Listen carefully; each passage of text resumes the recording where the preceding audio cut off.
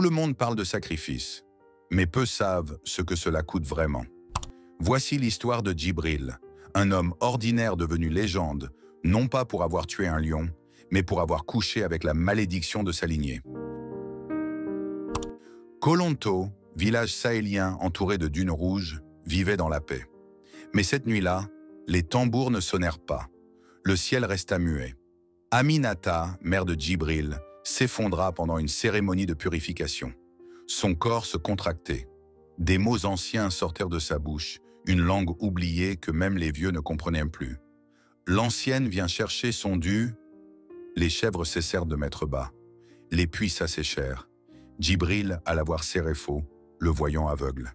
Il vivait sous un arbre que le tonnerre avait fendu, avec des crânes d'animaux suspendus autour de lui. Séréfo révéla « Tu es le fils d'un pacte. Aminata, ta mère a trahi sa propre mère, Mahama Fenda, pour te donner la vie. Elle devait mourir à ta naissance.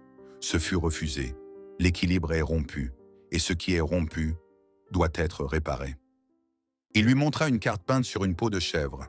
La forêt interdite, Kungkung, lieu où vit Mahama Fenda, gardienne du sorgho rouge.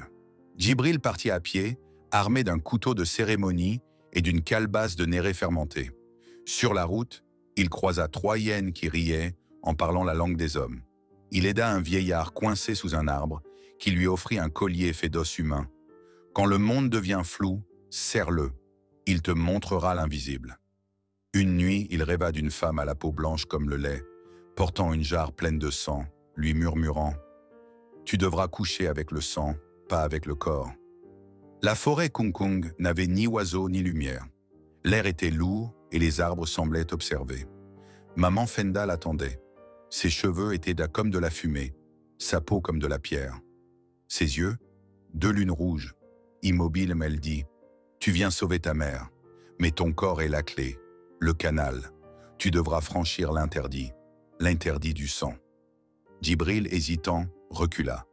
Mais quand elle prononça le vrai nom de sa mère, Ami Binta Safali, qu'il n'avait jamais entendu, il sut qu'elle disait vrai. Elle lui donna un vin noir. « Bois, déshabille-toi et couche avec l'esprit de ta lignée. Si tu échoues, ta mère mourra. Si tu réussis, quelqu'un d'autre prendra sa place. » La scène était surréaliste. La terre tremblait. Des tambours invisibles battaient. Les feuilles hurlaient. Ils s'unirent, non comme 2 humains, mais comme le vivant et l'éternel. Quand ce fut fini, Mahama Fenda posa sa main sur le cœur de Djibril. « Tu as réveillé la dette. Le sorgho poussera, mais tu as ouvert une porte qu'aucun homme ne pourra refermer. » Djibril revint avec une plante rouge qui brillait comme du sang sec. Il la broya, en fit une décoction, la fit boire à sa mère. Elle se leva, forte, jeune. Elle pleura, le bénit.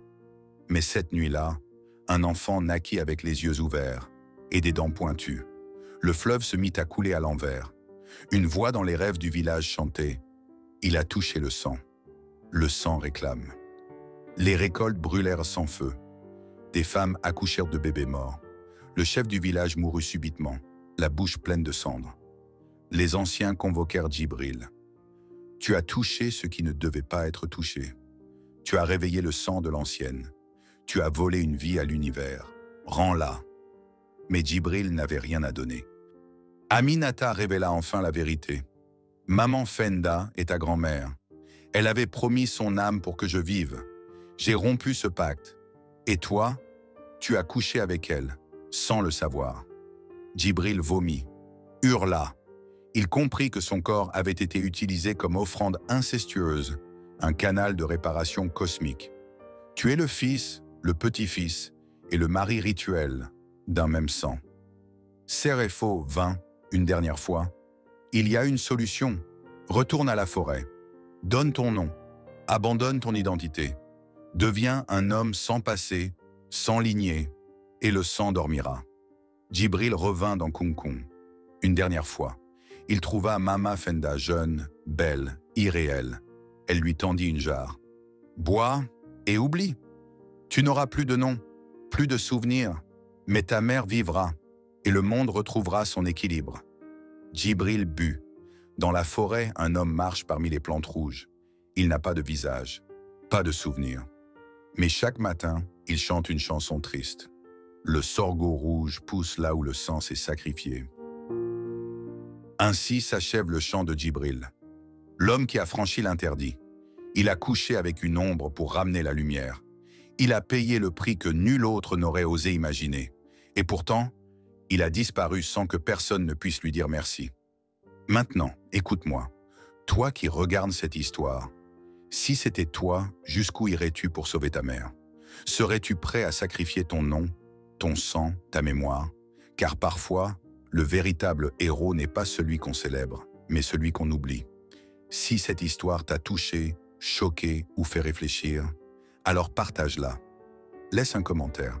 Dis-nous ce que toi tu aurais fait à la place de Djibril. Like la vidéo pour soutenir les récits africains profonds. Abonne-toi si tu veux d'autres histoires mystiques et chargées d'émotions.